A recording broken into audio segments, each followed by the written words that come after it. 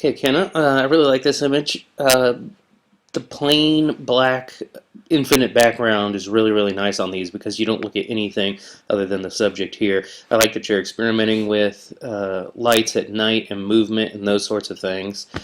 I'm assuming with this you used some sort of constant light on your subject here.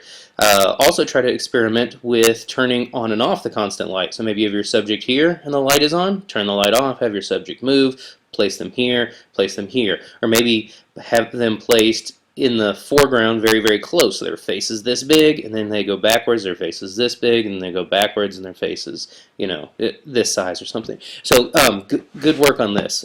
Just experiment with a lot of other things on this, and I'm glad you are starting to do these kind of night shots or light painting type things. And with this constant light, I don't know if you're using a flashlight or, the light off the back of the porch or something, but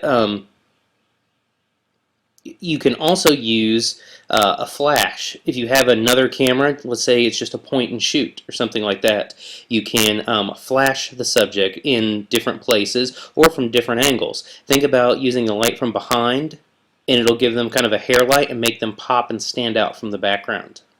So good job on that one. I'm glad you're working on that stuff. And with this light painting, of course, you can paint anything. If it was a tree or a car or something like that. So keep experimenting with that. Okay, great again. I like how you can see this around here. Oh, and see these highlights when I was saying on the image before, how when you put the light behind them, it'll make them pop and stand out from the background. That little bit of light there is what I'm talking about. Anytime you go to like a concert or a theater show or something, you'll see there's always lights behind the actors that give them that nice kind of hair light, rim light, however you want to call it, to make them stand out from the background, which he does. Again, great black background here. All our focus is right on here. This thing here, I think it's interesting. I don't know if I love it or hate it or anything, but I think it's neat because it's kind of, I don't know, it gives us like an eerie thing, or kind of makes me ask questions about kind of the image. So yeah, I like that being included. It's not over the top. It's not like you just used it and went here, and because that's what a lot of people do in the first time we do light painting in the class.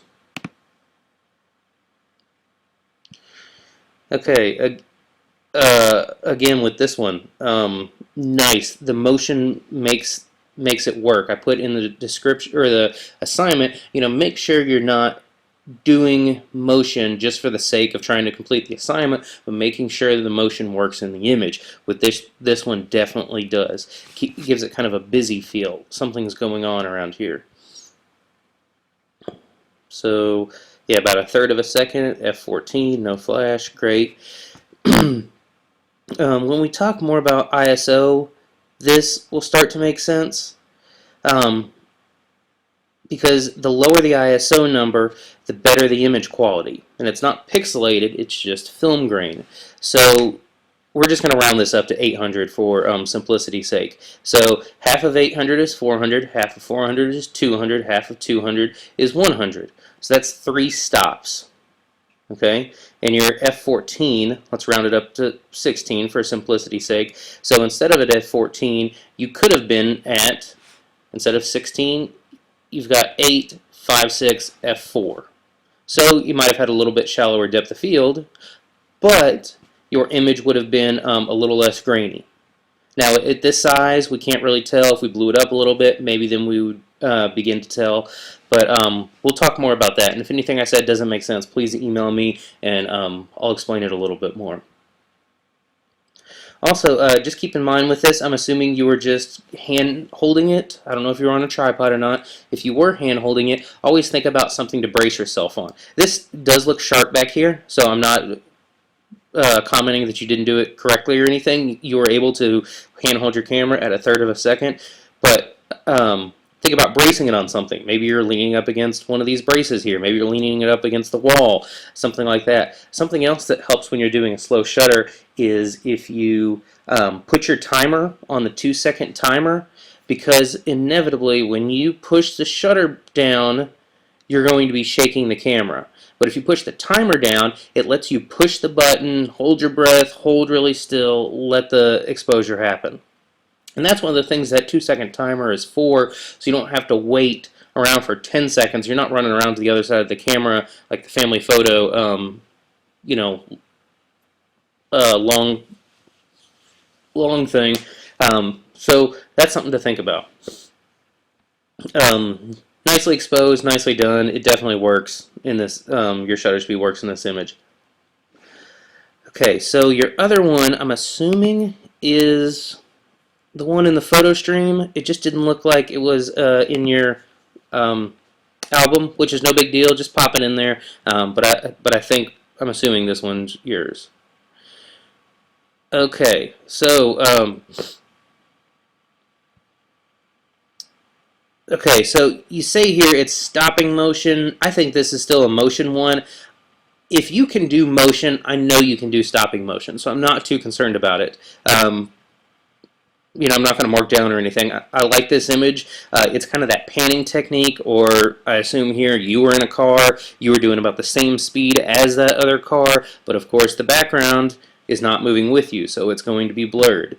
So this is a technique that's used in, you know, a Nissan advertisement in a magazine or something, showing this car moving, going fast, those sorts of things. I think it works really nicely. The only thing different with this one is your subject, to me, is not that interesting.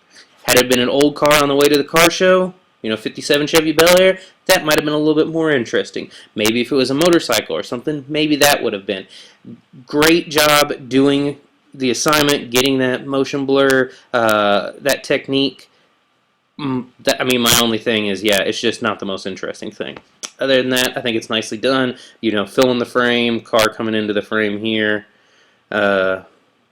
Let's see. So, yeah, even at a 400th of a second, you were using a fast shutter speed. You can see that at a 400th, you're still going to get some motion blur in the background. So maybe even try this technique again, whether it's with a friend or an unknowing car or something. Rest your camera on the windowsill of the car so it has a stable surface, and get the shutter speed down to half a second or a 15th of a second, and this stuff will really, really blur out a lot more. You won't even know what this is. It'll just be a green wash or wave back there or something. So experiment with that again, because this is an easy one to be able to do. And maybe you're just focusing more on, you know, this part of the car. So you get, you know, the cool street line with the gray street all kind of blurred out, and then it's really just about this kind of blurry tire and, you know, maybe the headlights sharp or something. So, you know, good job. Just keep playing with that. I think all your images were nicely done. You completed it, and you obviously understand how to get a slow or a fast shutter speed. So that's the main part on here. That's what we were really looking for. So let me know if you need anything else, and we'll talk to you soon.